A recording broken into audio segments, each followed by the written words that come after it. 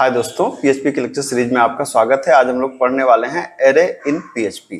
तो पीएचपी में एरे आपको पता है, पहले तो एरे आपको पता होना चाहिए कि array the collection of same type of data type that's array common name. मतलब अगर सेम टाइप के मल्टीपल एलिमेंट्स की प्रोसेसिंग करनी हो तो वहां पे हम लोग एरे का इस्तेमाल करते हैं। अब पीएचपी में तीन तरह के एरे होते हैं। पहला होता है numeric array, associative array and multi dimensional array. Numeric array का मतलब क्या है कि आप एक सिंपल जैसे एरे अब तक आप बनाते थे, थोड़ा यहाँ सिंटैक्स अलग है। तो आप यहाँ पे एरे के वेरिएबल का नाम लिखते हैं, फिर एरे नाम का एक फंक्शन है, फिर इसके अंदर वैल्यूज को आप पास कर देते हैं। ठीक है, जैसे आपने 1 2 3 4 5 लिखा तो जाहिर सी बात है कि ये क्या होगा, मेमोरी में कुछ ऐसी लोकेशन बनेगी। आप इस तरीके से देख सकते हैं कि यहाँ पे 5 ब्लॉक बनेंगे, 0 1 2 3 4। पहली वैल्यू यहाँ, दूसरी यहाँ, तीसरी यहाँ, चौथी यहाँ, पांचवी यहाँ। और ये इसका नाम आपको पता ही है कि इसका नाम होगा एरे ऑफ 0, ये होगा array of 1 and so array of 4। आपको पता है इंडेक्स 0 से चालू होती हैं और n-1 पे जाकर खत्म होती हैं। तो आपके ये 4 इंडेक्स बन गए, एरे ऑफ 0 की वैल्यू, 1 की वैल्यू, 2 की वैल्यू, 3 की वैल्यू, 4 की वैल्यू। ठीक है, ये तो हो गया न्यूमेरिक इंडेक्स। न्यूमेरिक इंडेक्स में इसको आप ऐसे भी डिफाइन कर सकते हैं, मतलब आप सीधा यहाँ पर अगर आप चाहें तो आप ऐसे भी कर सकते हैं कि एरे की 0 पे हो जाए 10 और एरे के 1 पे हो जाए 20। ऐसे भी आप डिफाइन कर सकते हैं अगर आपको इसकी जरूरत है तो। अभी हम लोग इसको देखेंगे करके। ठीक है, ये तो हो गया आपका न्यूमेरिक इंडेक्स। एसोसिएटिव इंडेक्स क्या होता है? एसोसिएटिव इंडेक्स का मतलब होता है कि मैं कह रहा हूं कि अब ये 0 1 इंडेक्स का काम नहीं करेगा। मैंने कहा कि हमारे पास एक, आप समझिए की वैल्यू की तरह, तो यहाँ पर एक फर्स्ट है और फर्स्ट की वैल्यू है 2000, सेकंड है 1। तो इसको विजुलाइज आप कैसे कर सकते हैं? विजुलाइज आप कैसे कर सकते हैं? कुछ इस तरीके से, यहाँ भी डिब्बे की तरह ही आप विजुलाइज करिए, इस तरीके से बॉक्सेस की तरह। लेकिन यहाँ पे 2000 ये है और 2000 का इंडेक्स है फर्स्ट। ठीक है, यहाँ पे 1000 दूसरी वैल्यू है, इसका इंडेक्स कितना है? सेकंड, क्योंकि मैं यहाँ से उठा रहा हूँ। और यहाँ पर है 500, इसकी वैल्यू है, इसकी वैल्यू कितनी होगी? सॉरी, इसका इंडेक्स कितना होगा? थर्ड। तो यहाँ पर जो ये वाला पार्ट है ये बन जाता है इंडेक्स और ये जो पार्ट है ये पार्ट बन जाती है वैल्यू। तो थोड़ा सा यूजर फ्रेंडली करने के लिए कई बार इसका इस्तेमाल करते हैं। और अगर आप बात करें मल्टी डायमेंशनल एरे की, तो मल्टी डायमेंशनल एरे में क्या होता है? मल्टी डायमेंशनल एरे में सिंपल कहानी है। सिंपल कहानी का मतलब क्या कि एक एरे, उसके अंदर जैसे एक जैसे मैट्रिक्स ऑफ मैट्रिक्स होता है ना, एक एरे, उसके अंदर एक सब एरे, दूसरा सब एरे, तीसरा सब एरे। तो आपको पता है कि 3 एरे हैं, तीनों 3 क्रॉस 3 के हैं। तो इसका मतलब है मैट्रिक्स बन जाएगी कितने की? 3 क्रॉस 3 की। और ये बनेगी आपकी पूरी पूरी मैट्रिक्स 3 क्रॉस 3 की, इस तरीके से। तो जाहिर सी बात है कि इसका इंडेक्स वही होगा जो आपका मैट्रिक्स में होता है, 0 0 0 1 0 2 1 0 1 1 1 2 2 0 2 1 2 2। उसी एक्सेस से हम लोग एक्सेस करेंगे इस इंडेक्स को भी, और नॉर्मली हम लोग एक्सेस कर सकते हैं। तो आइए अब हर चीज को सिस्टम पे करके एक बार देख लेते हैं। ठीक है, तो अगर हम इसको देखें, यहाँ पे जैसे आपने देखा कि हमें एक एरे बनाना है, तो न्यूमेरिक एरे अगर आप बनाना चाहें तो न्यूमेरिक एरे बनाने के लिए आपको क्या करना है? मैंने बताया आपको कि यहाँ पर सिंपल आप एरे नाम लें। यहाँ पे एरे नाम का एक फंक्शन होता है, इसके अंदर आप वैल्यूज पास कर दें, 10 20 30 40 50। ठीक है, अब ये वैल्यूज बात आती है प्रिंट कैसे होंगे? बिल्कुल आसानी से प्रिंट होंगे। आप कह सकते हैं कि इको द वैल्यूज आर, और यहाँ पे आप br लगा दीजिए लाइन चेंज करने के लिए। और क्या कर सकते हैं आप, यहाँ पे एक लूप होता है फॉर ईच।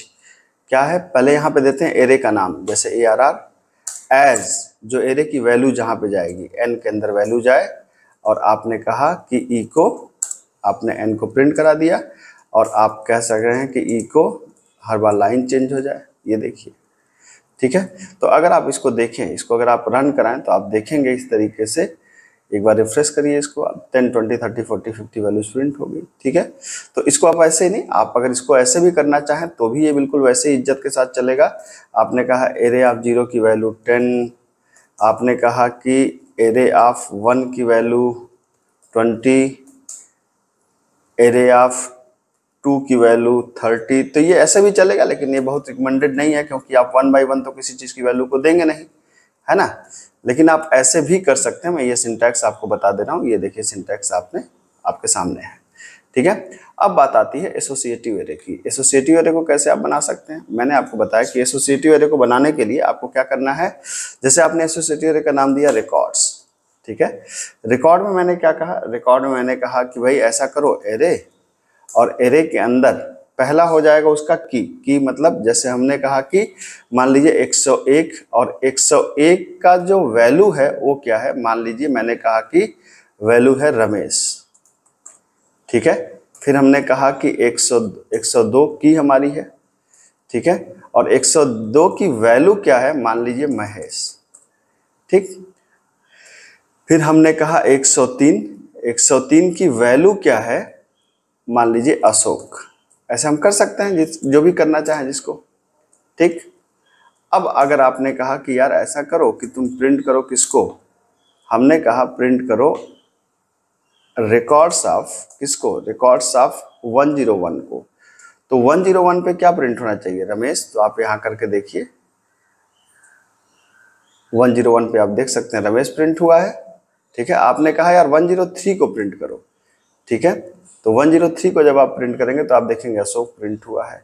तो आप इस तरीके से इसको भी कर सकते हैं, इसको इवन आप अगर लूप चला के करना चाहें तो भी आप कर सकते हैं। आपने कहा फॉर ईच, यहाँ पर आपने कहा कहाँ से, रिकॉर्ड से, ठीक है।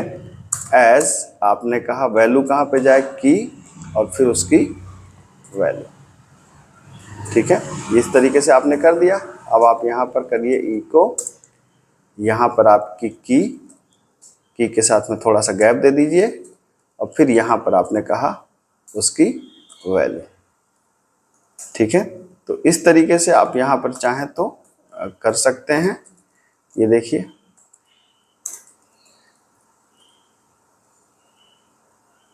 आप देखिए 101 रमेश, 102 महेश, 103 अशोक। इस तरीके से आप की वैल्यू को प्रिंट करा सकते हैं 1 बाय 1, और इटरेट करके भी करा सकते हैं।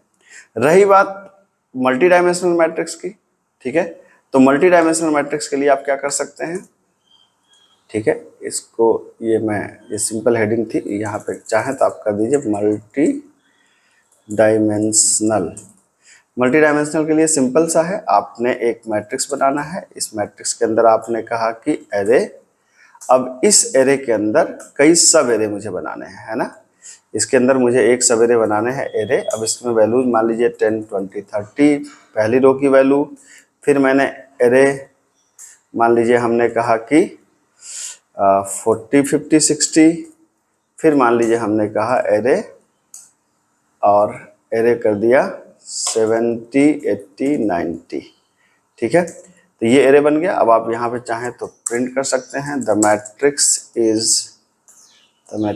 इज, लाइन को चेंज कर दीजिए, और यहाँ पर आप सिंपल जैसे आप सी में लूप चलाते थे, i equal to 0, i less or equal than 2, i plus plus, i plus plus, बिल्कुल जैसे सी की आप लूप चलाते थे बिल्कुल वैसे ही लूप यहाँ पे आपको चलानी है। और फिर जे के लिए, रो के लिए लूप चलाएंगे for j equal to 0, j less or equal than 2 and j plus plus, 0 से 2 तक है 3 कॉलम का मतलब।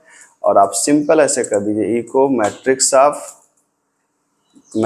ऑफ क्या, i की वैल्यू और j की वैल्यू, इसके साथ में थोड़ा सा आपको देना है गैप, और यहाँ पर आपको लाइन को चेंज करना है, बिल्कुल जैसे मैट्रिक्स आप प्रिंट कराते थे वहाँ पर थोड़ा सा यहाँ पे इसकी स्टाइल में करना है आपको।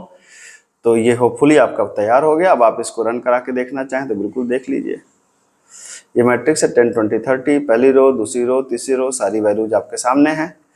तो होपफुली आपको बात समझ में आई होगी। आप सारे एरे के कंसेप्ट जो भी होते हैं इम्प्लीमेंट कर सकते हैं। एरे से रिलेटेड जो प्रॉब्लम्स हैं आप चाहें तो यहाँ पे सॉल्व कर सकते हैं। मैं भी उनके डिटेल्स में नहीं जाऊँगा क्योंकि PHP में अलग ढंग से हम इसको इस्तेमाल करते हैं। तो जैसे जैसे आगे बढ़ेंगे वैसे हम लोग देखेंगे। तो मिलते हैं अगली क्लास में। अगर वीडियो पसंद आई हो तो एक लाइक करिए, शेयर करिए वीडियो को, जिससे ज़्यादा से ज़्यादा लोगों तक पहुँचे। Thank you so much.